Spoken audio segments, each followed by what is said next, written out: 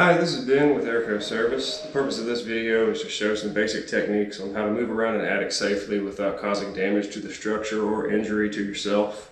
It's going to seem pretty simple, some of the things I'm just going to run over, but this is, again, like I say, just a basic how-to on how to get around an attic safely. Alright, so I'm just going to take you along with me up into the attic here.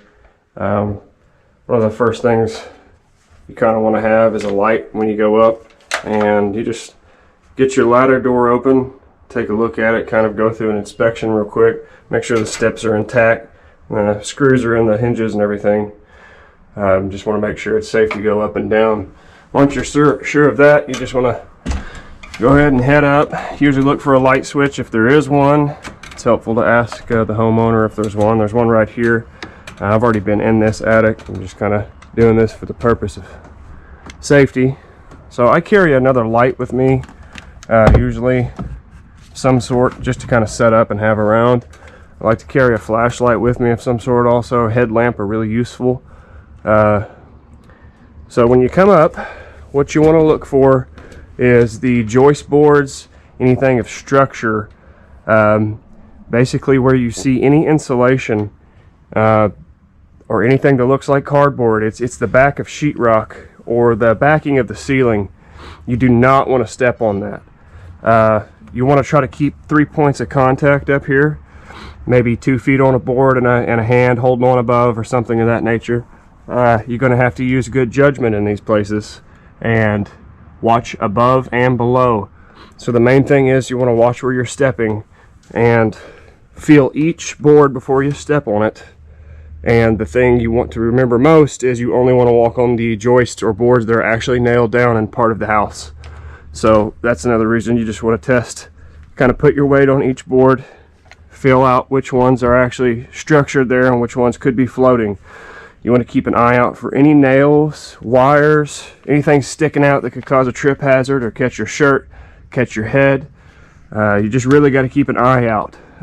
Feeling each board as I'm stepping on it, you'll notice you can't really even see past the insulation. There's so much insulation and trash in these attics that you have to kind of feel around and dust out, move with your foot. I'm keeping my hand on the board, got my foot on the other board here, just feeling for joists. So typically, if you can't seem to see a joist or anything to actually walk on, you're going to have to kind of brush the insulation out of the way. You can just use your foot. Some people will get a broom and actually clear a path. And again, once you find them, just kind of walk on them easily. 3 points of contact, watch where you're going, and just make your way slowly through the first couple of times. And once you're in an attic for a little amount of time, you'll start to understand where you can walk and where you can't. Just feel it out first really well before heading off into the attic. The main thing you don't want to do is just go walking where you can't feel anything. You don't want to step on the sheetrock, because if you step on it, it cannot support your weight. You will break it. Your foot will go through at the minimum. At the most, you could fall through, cause really bad injury to yourself. And if we look up, we see a lot of the roofing nails coming through the roof deck.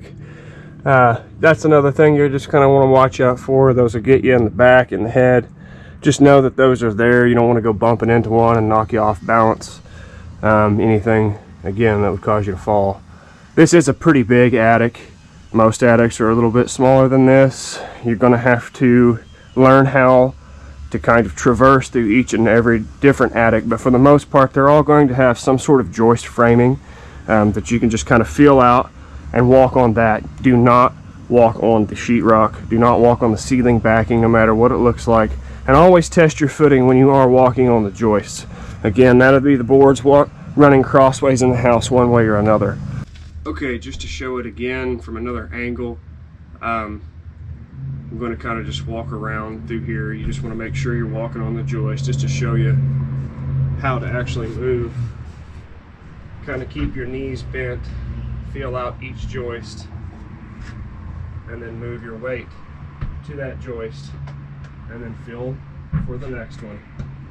Find that one, and proceed in the same fashion through the whole